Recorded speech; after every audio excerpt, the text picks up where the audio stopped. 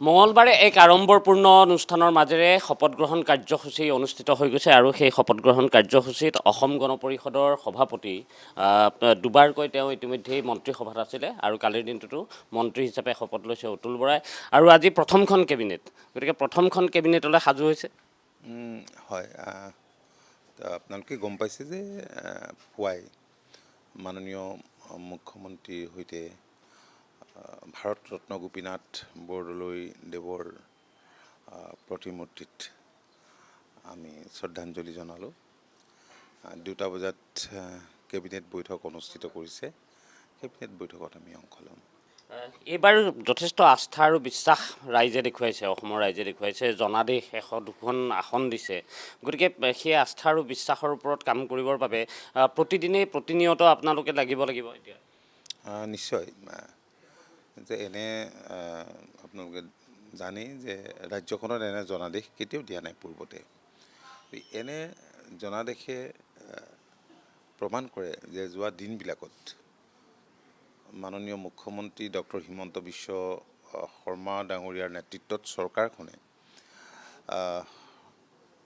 ৰাজ্যখনক দ্ৰুত বিকাশৰ দিশে ধাৱমান কৰিবলৈ যিখিনি ব্যৱস্থা গ্ৰহণ কৰিলে বা যিখিনি ব্যৱস্থাই ইতিমধ্যেই সাকাৰ ৰূপ পাইছে, যাৰ ফলত ৰাজ্যবাসী উপকৃত হৈছে আৰু চৰকাৰখনে কৰা কাম কাজবিলাক দৃশ্যমানভাৱেই জনসাধাৰণে এনে জনাদেশ এনে মেণ্ডেট দিছে, সেয়া আমাৰ অনুভৱ। আৰু স্বাভাৱিকতে এনে জনাদেশে জনসাধাৰণৰ মনত আশাৰ সঞ্চাৰ বেছি কৰিব। এক্সপেক্টেশ্যন ডেফিনেটলি বাঢ়িব আৰু সেই এক্সপেক্টেশ্যন আমি পূৰণ কৰিবলৈ হ'লে আমি অকণো সময় নষ্ট নকৰাকৈ এই 5টা বছৰ সদব্যৱহাৰ কৰিব লাগিব। মুখ্যমন্ত্ৰীগৰাকী এগৰাকী অতি দক্ষ আৰু ভিজনেৰী লিডাৰ। তেখেতৰ সপোন আছে, ইতিমধ্যে কেতবোৰ সপোন বাস্তৱত ৰূপায়িত হৈছেই।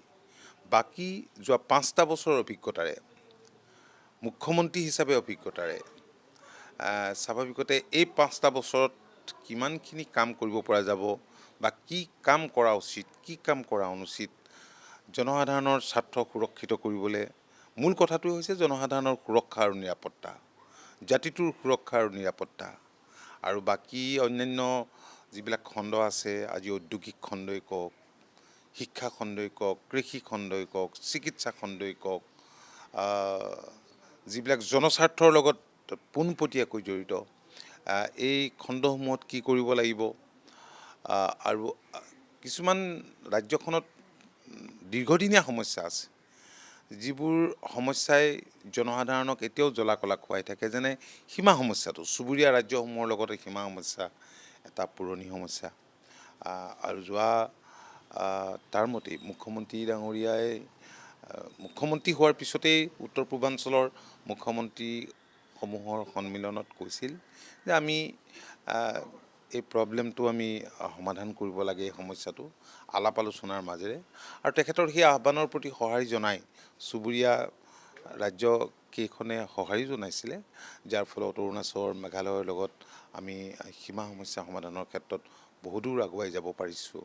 মিজোৰামৰ লগতো আলোচনা হৈছে, নাগালেণ্ডৰ লগতো সময়ে সময়ে পোনপটীয়াকৈ বিভিন্ন ইছ্যুজ লৈ, বিশেষকৈ সীমা সমস্যা লৈ যিবিলাক ঘটনা পৰিঘটনা হয় আলোচনা হৈছে। নাগালেণ্ডৰ লগত এটা প্ৰব্লেম আছে, এই বিষয়টো মহামান্য আদালতৰ বিচাৰাধীন হৈ আছে, কিন্তু ভৱিষ্যতৰ দিনত ইয়াৰো এটা আলাপ আলোচনাৰ মাজেৰে ৰাস্তা উলিয়াব পৰা নিশ্চয় যাব। গতিকে চুবুৰীয়া ৰাজ্যসমূহৰ লগত থকা এই সমস্যাটো এটা ডাঙৰ সমস্যা। মই ভাবোঁ যে সেই সমস্যাটো সমাধানৰ ক্ষেত্ৰত আৰু বহুখিনি আমি ইতিমধ্যে আগুৱাই গৈছোঁ আৰু এটা পৰ্যায়লৈ আমি যাব পাৰিম। বান গৰাখহনীয়া সমস্যাটো এটা ডাঙৰ সমস্যা। বিদেশী নাগৰিকৰ সমস্যাটো আটাইতকৈ জ্বলন্ত সমস্যা, যাৰ বাবে অসম আন্দোলন হ'ল, 860গৰাকী শ্বহীদ হ'ল, অসম চুক্তিও হ'ল। চুক্তিৰ বিশেষকৈ এটা অত্যন্ত গুৰুত্বপূৰ্ণ দফা ক্লজ 6 ভাৰত চৰকাৰে এই দফাটোৰ সম্পৰ্কতে এখন কমিটি কৰি দিছিল ৰিটায়াৰ্ড জাষ্টিছ বিপ্লৱ শৰ্মাৰ নেতৃত্বত, যিখিনি ৰিকমেণ্ডেশ্যন দিলে যিখিনি ৰক্ষা কৱচৰ লগত, জাতিটোৰ সুৰক্ষাৰ লগত, জাতিটোৰ নিৰাপত্তাৰ লগত জড়িত, এই বিষয়খিনি বিস্তৃতভাৱে লখিমপুৰত হোৱা বৈঠকত আলোচনা কৰাৰ পাছত ইতিমধ্যে 40টা ৰিকমেণ্ডেশ্যনেই ষ্টেট গভৰ্ণমেণ্টে ইতিমধ্যেই কৰাৰ প্ৰক্ৰিয়া আৰম্ভ কৰিছে, ৰূপায়ণ কৰাৰ প্ৰক্ৰিয়া আৰম্ভ কৰিছে। আৰু 12টা আছে, যি 12টা ৰাজ্য চৰকাৰ, কেন্দ্ৰীয় চৰকাৰে কৰিব পাৰে, সেই ক্ষেত্ৰতো ব্যৱস্থা লৈছে। আৰু 15টা ৰিকমেণ্ডেশ্যন আছে যিখিনি কেন্দ্ৰীয় চৰকাৰে কৰিব পাৰে। আৰু আপোনালোকে জানেই যে ভাৰত চৰকাৰৰ গৃহ মন্ত্ৰালয় হৈছে চুক্তি ৰূপায়ণৰ নডেল মিনিষ্ট্ৰী, কমিটিও হোম মিনিষ্ট্ৰীয়ে কৰি দিছিল।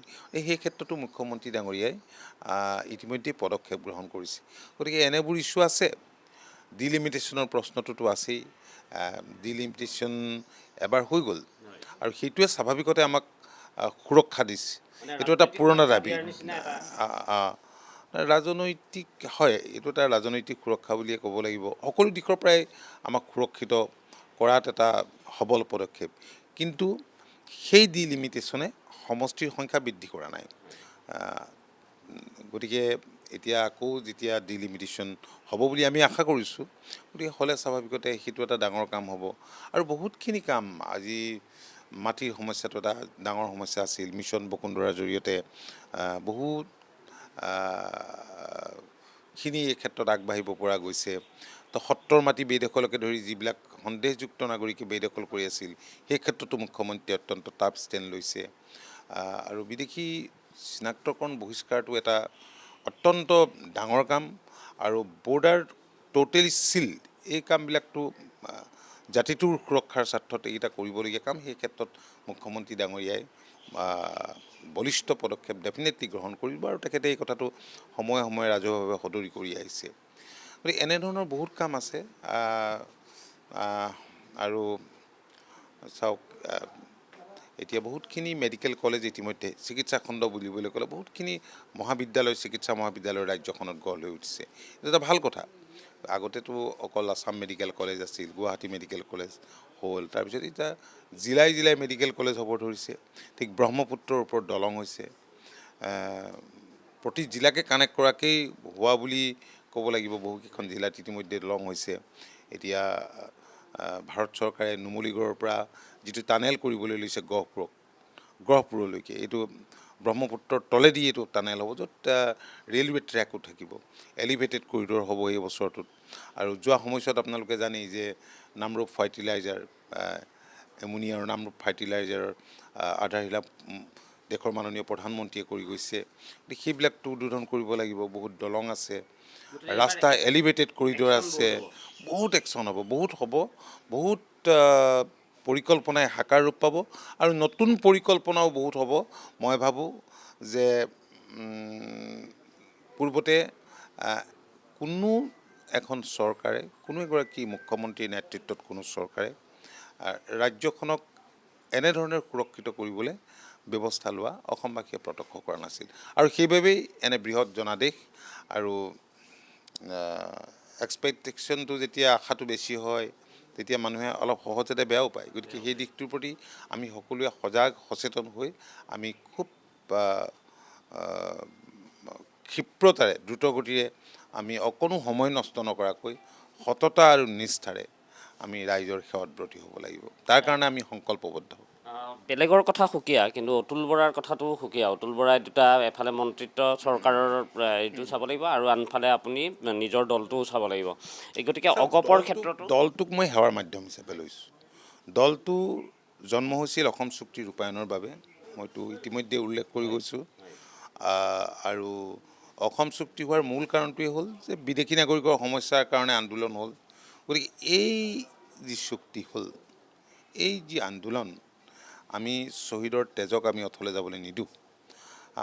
এয়া আমাৰ সংকল্প। আৰু আপোনালোকে দেখিছেই যে শ্বহীদ স্মাৰক উদ্যানখন মাননীয় মুখ্যমন্ত্ৰীয়ে মুকলি কৰিলে। আৰু দেশৰ মাননীয় প্ৰধানমন্ত্ৰী, দেশৰ গৃহমন্ত্ৰীয়েও শ্ৰদ্ধাঞ্জলি জনাই গ'ল। এইটো এটা ডাঙৰ ছিগনেল বুলিয়ে মই অনুভৱ কৰোঁ, এটা ডাঙৰ ইংগিত। গতিকে হ'ব, আমাৰ ৰাজ্যখনত কাম হ'ব। তেখেত এগৰাকী ভিজনেৰী লিডাৰ আৰু তেখেতৰ নেতৃত্বত কাম কৰিব পৰাটো আমাৰ এটা সৌভাগ্যই। কালি আমি শপত লৈছোঁ আৰু বাকী আৰু মন্ত্ৰীসভাখন ডেফিনেটলি ডাঙৰেই হ'ব। যোৱাকালি এটা আৰম্ভণিয়ে কৰিছে, সেইটো বাৰু মুখ্যমন্ত্ৰী ডাঙৰীয়াই সিদ্ধান্ত ল'ব গোটেই কথাখিনি, সেই সম্পৰ্কত মই একো নকওঁ। কিন্তু আমি নিশ্চিত যে এই 5টা বছৰত এখন সুকীয়া ছবি অসমৰ জনসাধাৰণে দেখিবলৈ পাব। কাৰণ যোৱাকালি ই অথ টেকিং চেৰেমনি আছিল। এই অথ টেকিং চেৰেমনিত আপোনালোকে দেখিলে যে দেশৰ বহু ৰাজ্যৰ মুখ্যমন্ত্ৰী, কেতিয়াও এনেকুৱা অহা নাই শপত গ্ৰহণ অনুষ্ঠানত, উপমুখ্যমন্ত্ৰী, এম্বেচেডৰ, আধ্যাত্মিক গুৰু আৰু সমাজৰ বহু বিশিষ্ট ব্যক্তি উপস্থিত আছিল আৰু বহু কেইগৰাকী বিশিষ্ট উদ্যোগপতি আছিল। আমাৰ চৰকাৰে ইতিমধ্যে এডভান্টেজ আছামত আমি আছাম যেতিয়া অনুষ্ঠিত কৰিছিলোঁ, চৰকাৰে অনুষ্ঠিত কৰিছিলে, তেতিয়া আপোনালোকে বহুত উদ্যোগপতি বাহিৰৰ পৰা আহিছিল আৰু ইতিমধ্যে বহু তেনেধৰণৰ উদ্যোগৰ কাৰণে বিভিন্ন কাম কাজৰ কাৰণে MOU স্বাক্ষৰিত হৈছেই। গতিকে কালিৰ যিটো পৰিৱেশ আজি বাহিৰৰ উদ্যোগপতিসকলে দেখি গ'ল বা দেশৰ যিসকল শাসক বিভিন্ন ৰাজ্যে দেখি গ'ল, মই ভাবোঁ যে অনাগত দিনত আমাৰ ৰাজ্যখনৰ কাৰণে সেইটো এটা মংগলদায়ক হ'ব। এই কাৰণে তেওঁলোক আগবাঢ়ি আহিব। ৰাজ্যখনত শান্তিৰ পৰিৱেশ নাছিল, শান্তিৰ পৰিৱেশ এটা ঘূৰি আহিছে। য'ত শান্তি নাথাকে তাত সমৃদ্ধিও নাথাকে। গতিকে এটা সুন্দৰ পৰিৱেশ থকাৰ বাবেই আজি ছেমি কণ্ডাক্টৰৰ লেখীয়া ইণ্ডাষ্ট্ৰি ইয়াত হৈছে। বহু ইণ্ডাষ্ট্ৰি তেনেকৈ হ'বলৈ গৈ আছে। বুজাবুজিৰ চুক্তি ইতিমধ্যে হৈছে সকলো খণ্ডতে। কৃষি খণ্ডটো এটা আমূল পৰিৱৰ্তন হ'বলৈ গৈ আছে। গতিকে মই ভাবোঁ যে অহা 5টা বছৰ আমাৰ ৰাজ্যখনৰ কাৰণে আচলতে সোণালী বছৰ। এই 5টা বছৰত বাকী দলৰ ক্ষেত্ৰতো আপুনি কৈছে সেৱাৰ মাধ্যম বুলি, আৰু সমান্তৰালভাৱে আমি আগবঢ়াই লৈ যাব লাগিব। ৰাইজৰ তেজেৰে গঢ়া দল, আৰু মই কৈছিলোঁ যে এই বৰ্ষটো হ'ব আমাৰ ৰাজনৈতিক শক্তি বৃদ্ধিৰ বৰ্ষ। আৰু আপোনালোকে ইতিমধ্যেই গম পাইছে যে পূৰ্বতকৈ আসনৰ সংখ্যা আমাৰ ইয়াত বাঢ়িছে। পূৰ্বতে লোকসভাতো আমাৰ সাংসদ নাছিল, এগৰাকী সাংসদ পাইছোঁ, ৰাজ্যসভাত আছে। গতিকে সকলোফালে হৈছে। তো আঞ্চলিক স্বাৰ্থ সুৰক্ষিত কৰিবলৈ হ'লে ডেফিনেটলি আঞ্চলিক দলৰ প্ৰয়োজন থাকিবই, সদায় থাকিব। আৰু আমি আপোনালোকে দেখিছে যে পৰিৱৰ্তিত ৰাজনৈতিক পৰিস্থিতিত আমি ভাৰতীয় জনতা পাৰ্টীৰ নেতৃত্বাধীন মিত্ৰজোঁটৰ চৰকাৰৰ অংশীদাৰ হৈ আছোঁ। কাৰণ অসম গণ পৰিষদ ইয়াত চৰকাৰত আছিল, চৰকাৰ অকলেও কৰিছিল, কিন্তু কিছুমান কাম ভাৰত চৰকাৰৰ সহায় নহ'লে, কেন্দ্ৰীয় চৰকাৰৰ সহায় নহ'লে ৰাজ্য চৰকাৰে অকল কৰিব নোৱাৰে। গতিকে সেই দিশটোৰ প্ৰতি আমি সদায় সচেতন হৈ পেলাই আমি আগবাঢ়িছোঁ। আৰু হয়, অনাগত দিনত মই আশা কৰিছোঁ যে, কাৰণ এতিয়া আপোনালোকে দেখিলেই যিবিলাক চ' কল আঞ্চলিক দল আছিল, যিবিলাকে প্ৰকৃত আঞ্চলিকতাবাদী বুলি দাবী কৰিছিল, যিবিলাকে 860গৰাকীক অসম আন্দোলনত হত্যা কৰা, যাক আমি শ্বহীদ বুলি কৈছিলোঁ, সেই দলৰ লগ লাগিল। ৰাইজেতো প্ৰত্যাখ্যান কৰিছে, সম্পূৰ্ণ প্ৰত্যাখ্যান কৰিছে। আৰু এটা চ' কল পাৰ্টি এটা আছে, সেইটোতো কেতিয়াও আঞ্চলিক দল হ'ব নোৱাৰে, বামপন্থী দলেই সকলোৱে জানে। গতিকে আমি মনে প্ৰাণে বিশ্বাস কৰোঁ যে আঞ্চলিক দলক শক্তিশালী কৰিলে অসমো শক্তিশালী হ'ব। আৰু আমি NDAৰ অংশীদাৰ যিহেতু হৈ আছোঁ, আৰু আপোনালোকে দেখিছে যে দেশৰ মাননীয় প্ৰধানমন্ত্ৰী নৰেন্দ্ৰ মোদী ডাঙৰীয়াই তেখেতৰ মাৰ্গদৰ্শনতে ইয়াত কাম কাজবোৰ হৈছে।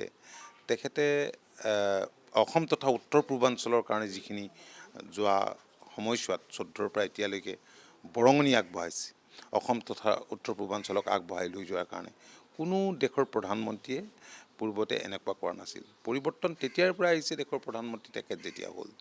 তেখেতৰ দৃষ্টিভংগী সলনি হোৱাৰ লগে লগে ইয়াত উন্নয়ন হৈছে, সকলো দিশতে সৰ্বাংগীন বিকাশ হৈছে। এইটো এটা ডাঙৰ কথা। তেখেতৰ মাৰ্গদৰ্শন, অমিত শ্বাহজীৰ মাৰ্গদৰ্শন আমাৰ সদায় কাম্য। আমি নিশ্চিত যে ডাবল ইঞ্জিন চৰকাৰখনে অনাগত দিনত, আৰু যিহেতু আমিও NDAৰ অংশীদাৰ, আমি আঞ্চলিক দল হিচাপে আজি BPFO আছে, গতিকে আমি সকলোৱে মিলি এখন বিকশিত ৰাজ্য, সমৃদ্ধিশালী ৰাজ্য আমি নিৰ্মাণ কৰিব পাৰিম। আমাৰ লক্ষ্য হৈছে এখন বিকশিত অসম, এখন সমৃদ্ধিশালী অসম। আৰু মুখ্যমন্ত্ৰীৰ সপোন যে আমাৰ ৰাজ্যখন দেশৰ অগ্ৰণী 5খন ৰাজ্যৰ তালিকাত অন্তৰ্ভুক্ত কৰিব লাগে। মই ভাবোঁ যে আমি সকলোৱে মিলি টীম আছামে আমি সেই পৰ্যায়লৈ আমাৰ ৰাজ্যখনক আমি লৈ যাবলৈ সক্ষম হ'ম। ধন্যবাদ জনাইছোঁ। এয়া অতুল বৰা, আৰু অতুল বৰাই কৈছে যে দলৰ ক্ষেত্ৰতো তেওঁ কেনেধৰণে দলটোক আগুৱাই নিব সেই ক্ষেত্ৰতো তেওঁলোকে কিছু এতিয়াৰ পৰাই তাৰ বাবে এক লক্ষ্য উদ্দেশ্য নিশ্চিত কৰিছে। তাৰ সমান্তৰালভাৱে চৰকাৰখনত থাকি কেনেধৰণে আগবঢ়াই লৈ যাব, এই বছৰটো 5টা বছৰ যে একশ্যনৰ বছৰ হ'ব, সেই কথাও উল্লেখ কৰিছে অতুল বৰাই।